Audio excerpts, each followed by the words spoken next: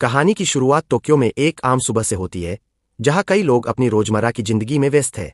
एक hair dresser कायाशिमा train में चढ़ने वाला होता है और सोच रहा होता है कि क्या उसे किसी खास शख्स से मिलना चाहिए। उसी वक्त हाई स्कूल की gym teacher Sai train platform पर अपने काम पर जाने के लिए खड़ी होती है।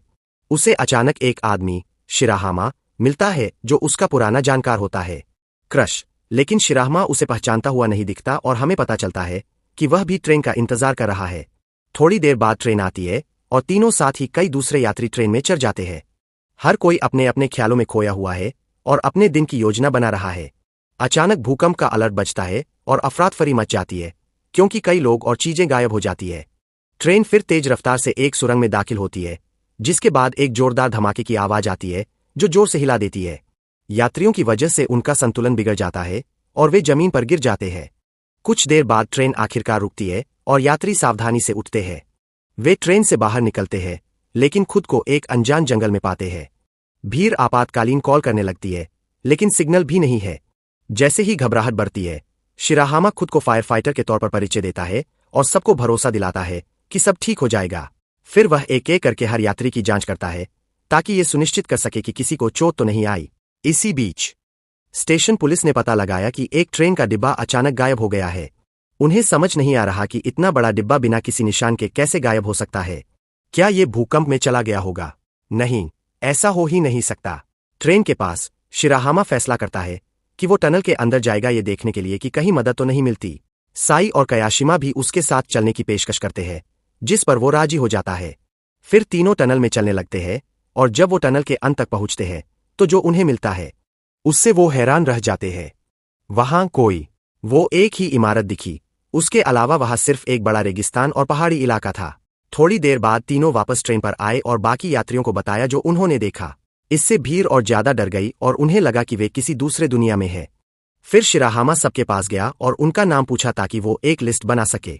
सभी 46 यात्री अपनी जानकारी देने लगे, सिवाय कायाशिमा के, जो अपना नाम बताने से इनकार कर दिया। इसी बीच साई शिराहामा से प्रभावित हुई और उसे याद आया कि वह उसकी स्कूल में आकर कुछ देने आई थी। फायर फाइटर ट्रेनिंग के दौरान वही पल था जब उसने उसे पहली बार देखा और बाद में उसे पसंद करने लगी। फिर एक लड़की जिसका नाम रीना था, एक अखबार में एक मर्डर शख्स की खबर देखती है जो ट्रेन के पास देखा गया था। फिर उसे भूख लगती है और वो अपने पास रखे बैग में कुछ खाने को ढूंढने लगती है। पता चलता है कि वो कशिमा का बैग है और उसमें सिर्फ कैंची और जेल से आई एक चिट्ठी होती है। रीना जल्दी से सामान वापस रख देती है और चुपके से किसी और के बैग से खाना चुराती है। वो ज्यादातर खाना खा जाती है और प्लास्टिक का बैग वापस कर देती है। कयाशिमा के बाद यात्रियों को भूख लगने लगती है, तो साई अपनी बैग चेक करता है ताकि थोड़ा खाना बांट सके, लेकिन वह हैरान रह जाता है जब पता चलता है कि किसी ने पहले ही खाना चुरा लिया है और वो जानना चाहता है कि चोर कौन है। कयाशिमा खाना वाली बैग के साथ देखा जाता है तो रीना बिना देर किए उस पर इल्जाम लगा देती है। वह ये भी बताती है कि उसने उसकी बैग में जेल का खत और हथियार पाए हैं, जिससे लगता है कि वह अपराधी है। कयाशिमा इन आरोपों से इनकार करता है, लेकिन लोग उस पर विश्वास नहीं करते और डर जाते हैं। इससे वह बहुत निराश होता है। बेचारा लड़का, तो उसने फैसला किया कि वो ग्रुप छोड़कर अकेले घर जाने की कोशिश करेगा। बाद में ग्रुप ने जो भी खाना था निकालना शुरू किया और सब में बराबर बांट लिया।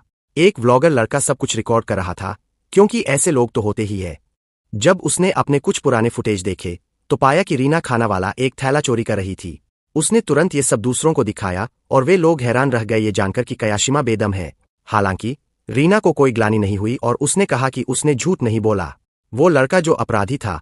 साई और शिराहामा लड़की पर बहुत गुस्सा हो गए और उसे डांटा। इसके बाद वे कयाशिमा को ढूंढने निकल पड़े। इस बीच कयाशिमा बेखुद घूम रहा था जब वह एक बंद गली जैसे खाई पर पहुंचा। वह आसपास का हाल देख रहा था कि अचानक जमीन उसके नीचे से धंस गई और वह फिसल गया। कयाशिमा अब मजबूरी में एक पेड़ की जड़ पकड़कर लटक रहा था और गहरी खाई में गिरने वाला था, लेकिन सौभाग्य से साई और शिराहामा समय पर आ गए और मिलकर उसे बचा लिया। वो सुरक्षित है। उन्होंने पहले उस पर भरोसा न करने और उसे जाने देने के लिए माफी मांगी। कयाशिमा ने जवाब दिया कि उसे कोई फर्क नहीं पड़ता क्योंकि वह उन्हें दोस्त नहीं मानता। अगले दिन यात्रियों की हालत बहुत खराब हो गई क्योंकि मदद अभी तक नहीं आई। वे जंगल में इधर उधर फैलने लगे, उम्मीद करते हुए कि कहीं से निकलने का रास्ता मिले। शाम को एक हाई स्कूल का छात्र बताता है कि उसने 2026 की मैन्युफैक्चरिंग डेट वाला एक फेंका हुआ कैन पाया है। एक बूढ़ी महिला तनाका कहती है कि उसने टोक्यो ब्लूम टावर देखा। संरचना 2026 में पूरा होने वाली थी। उसी दौरान एक वनस्पतिविद कातो ने बताया कि उसने ऐसी पौधा खोजा है जो वैज्ञानिक रूप से अभी से 30 साल बाद ही विकसित होना चाहिए था। इन सब बातों को देखकर समूह ने अंदाजा लगाया कि उनकी ट्रेन 30 साल भविष्य में आ गई है, जहां सभ्यता पहले ही ध्वस्त हो चुकी है। उफ! थोड़ी देर बाद एक घायल आदमी ट्रेन पर आता है और घबराकर बताता है कि उसने ड्रिंक्स का एक ठेला पाया था, लेकिन उसे यहां लाने से पहले किसी ने उसे चुरा लिया।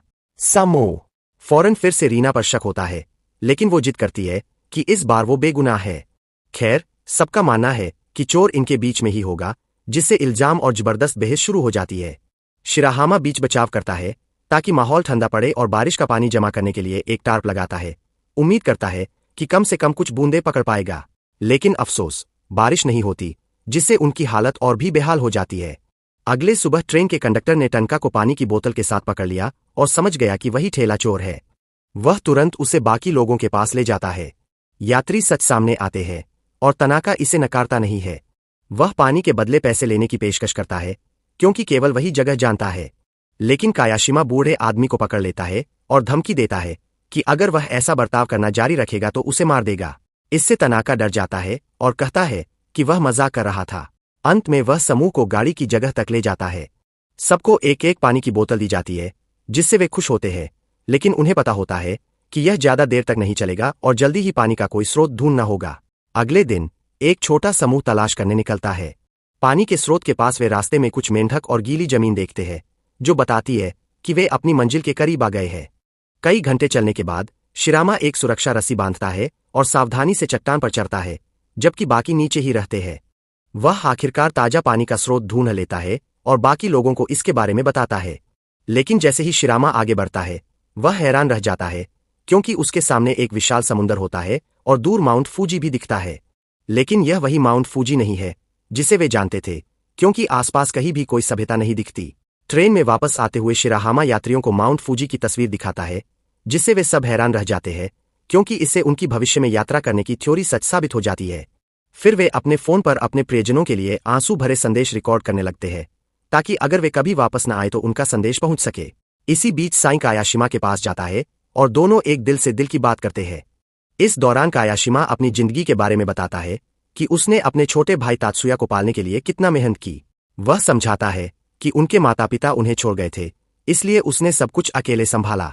उनके पास जो था वो बस एक दूसरे थे, लेकिन किशोरावस्था में तात्सुया अपराध की दुनिया में फंसा, जिसकी वजह से उसे किशोर जेल में जाना पड़ा। कायाशिमा ने तब से उससे बात नहीं की है और अब तक 2 साल हो चुके हैं। वह बताता है कि जेल से आया खत तात्सुया ने भेजा था, जिसे हादसे वाले दिन रिहा होना था। ये सुनकर साई उसे सांत्वना देता है और फिर अपने भाई को वीडियो मैसेज भेजने की कोशिश करता है, लेकिन कायाशिमा मना कर देता है और जल्दी ही उसका फोन भी बंद हो जाता है। ये सब देखकर वो उसे बेवकूफ कहता है, लेकिन साफ दिख रहा है कि उसके दिल में उसके लिए कुछ खास महसूस होना शुरू हो गया है। वहीं बाहर की दुनिया में सारे लापता यात्रियों के परिवार स्टेशन पर इकट्ठे हो रहे हैं और उनके बारे में पता लगाने की मांग कर रहे हैं। तात्सुया भी उनमें से एक है, और जब वो अपने भाई के सैलून पहुंचता है तो उसे वहां उसके लिए रखे हुए फूल दिखते हैं। ये बात तात्सुया को गुस्सा दिलाती है और वो जोर से कहता है कि उसका भाई मर नहीं सकता। दूसरी जगह तानाका जंगल में एक रहस्यमय शख्स को देखता है और उसके पीछे भाग पड़ता है। वो तो सच में खो गया था, लेकिन जल्द ही वापस आ गया और काशिमा के हेयर ड्रेसिंग के सामान चुरा लिया ताकि अपनी तलाश जारी रख सके। तानाका आखिरकार खाली हाथ वापस लौटता है और काशिमा उसकी कीमती चीजें छीनने पर गुस्सा हो जाता है। बूढ़ा आदमी समझाता है कि उसने किसी को केप पहने देखा था जो उनके ग्रुप का हिस्सा नहीं था, लेकिन काशिमा उसकी बात पर यकीन नहीं करता। इससे उनके बीच जोरदार झगड़ा शुरू हो जाता है, लेकिन अचानक बारिश होने लगती है और झगड़ा बीच में ही रुक जाता है। सब बारिश में खुश होने लगते हैं, लेकिन तानाका घोषणा करता है कि अब बहुत हो गया और अगले दिन ग्रुप छोड़ने का फैसला करता है। कातो एक खोजी टीम लेकर जाता है ताकि जज कर सके कौन से जंगली पौधे खाने लायक है और कौन से खतरनाक। सई और रीना बातें करते हुए जामुन इकट्ठा कर रहे होते हैं कि अचानक सई बीमार पड़ जाता है और जमीन पर गिर जाता है। पता चलता है कि उसने एक जहरीला पौधा खा लिया था जो खाने लायक जामुन जैसा दिखता था। सौभाग्य से उसने ज्यादा नहीं खाया था और शिराहामा उसकी मदद कर उसे उल्टी कराता है। तब कायाशिमा तानाका को पीछे छुपा हुआ देखता है। सुबह सब कुछ देखकर ग्रुप ने मिलकर अपने बचने के लिए अस्थायी हथियार बनाना शुरू कर दिया। उन्होंने डिब्बों से बने बर्तन, बांस की चमचे और यहां तक कि एटीएम कार्ड भी चाकू की तरह तेज किए। शाम को वे आग के पास इकट्ठा हुए और बड़ी महिलाओं द्वारा बनाई गई सूप खाने लगे। लेकिन बात कुछ और ही मोड़ लेती है जब किसी ने सूप में एक जहरीली पौधे को देखा। काटो ने देखा और समझा कि ये खाने लायक बेरी है, लेकिन उसे ये जानने की जिज्ञासा हुई कि ये उनके सूप में कैसे आ गई। कायाशिमा सोचता है कि तानाका शायद पहले छुपकर उसमें कुछ डाल गया होगा। उसे शक है कि बूढ़ा आदमी सबको जहर देना चाहता था लेकिन गलती से जामुन डाल दिया। कायाशिमा तानाका से सामना करना चाहता है लेकिन शिराहामा नहीं मानता कि वो दोषी हो सकता है। इससे दोनों में बहस हो जाती है और आखिर में शिराहामा खुद बूढ़े आदमी को ढूंढने निकल पड़ता है। कुछ घंटे गुजर जाते हैं लेकिन वह अभी तक कैंप वापस नहीं आया। इससे साई को चिंता होती है और वो उसे खोजने जाने का फैसला करती है, लेकिन कायाशिमा उसे चेतावनी देता है कि ये बहुत खतरनाक हो सकता है। वो अकेले जाने के लिए कहता है और उससे रुकने को कहता है। वो उसे शिराहामा फैन कहकर चिढ़ाता है लेकिन वो मना कर देती है। फिर वो बताती है कि उसने उससे पहली बार कैसे मुलाकात की थी, हालांकि उसे उसकी मौजूदगी का पता तब तक नहीं था जब तक ट्रेन हादसा नहीं हुआ। फिर शिराहामा जंगल में बूढ़े आदमी की तलाश करता हुआ दिखता है लेकिन अचानक एक खाई में गिर जाता है और अपना पैर घायल कर लेता है। वो मदद के लिए चिल्लाने लगता है लेकिन अफसोस कि कोई भी उसके आसपास नहीं होता। अगले सुबह साइड टू साइड शिराहामा की तलाश करता रहता है जो अब तक नहीं मिला। वापस आने पर कायाशिमा भी उसके साथ जुड़ने का फैसला करता है, लेकिन जैसे ही वे जाने ही वाले होते हैं शिराहामा लटकता हुआ वापस साइड पर आता है। वह बताता है कि वह बूढ़े आदमी को नहीं ढूंढ पाया लेकिन कायाशिमा का हेयर ड्रेसिंग टूल जरूर मिला लिया। यह सुनकर कायाशिमा भावुक हो जाता है और रोने लगता है क्योंकि ये टूल तात्सुया ने उसे गिफ्ट किए थे और अब वह सबको शानदार बना सकता है। बाकी दोनों उसे सांत्वना देते हैं और वादा करते हैं कि वे जल्द ही घर वापस जाने का रास्ता खोज लेंगे ताकि वह अपने भाई से मिल सके। इसके बाद शिराहामा समूह से बात करता है और वो बताता है कि जहां वो कल रात था वहां की मिट्टी काफी गीली थी। वो कहता है कि अगर पास में कोई नदी होगी तो शायद मछली पकड़ सकते हैं। ये बात सुनकर सब लोग खुश हो जाते हैं और नदी ढूंढने का मन बना लेते हैं। इसी बीच बाहर की दुनिया में पुलिस एक संदिग्ध की तलाश में है जिसने कुछ दिन पहले ट्रेन स्टेशन पर किसी को चाकू मारा था। सीसीटीवी फुटेज की मदद से पता चलता है कि संदिग्ध उसी ट्रेन में चढ़ा था जो अचानक गायब हो गई थी। वापस जंगल में हम शिराहामा को देखते हैं। कायाशिमा और कातो जंगल में नदी की तलाश में घूम रहे थे। थोड़ी ही देर में उन्होंने एक पक्षी देखा जिससे लगा कि आसपास कहीं खाना मिल सकता है। के आगे बढ़ा जाकर जांच करने लगा और बाकी दोनों ने दूर एक अजीब आदमी को टोपी पहने देखा। कुछ देर बाद वे एक कराहने की आवाज सुनते हैं जो कि के की है, जिसे किसी ने बेरहमी से छुरा घोंप दिया था। दुर्भाग्यवश आरोपी भाग गया और वे उसे पकड़ नहीं पाए। यहीं पर यह एपिसोड खत्म होता है। अगर आपको ये वीडियो पसंद आया है तो एक लाइक करें और हमारे चैनल सिनेमिस्टिक अनवेल को सब्सक्राइब करें। नोटिफिकेशन ऑन करें ताकि आपकी हमारी वीडियो सबसे पहले मिल सके। यहाँ तक बने रहने के लिए आपका धन्यवाद।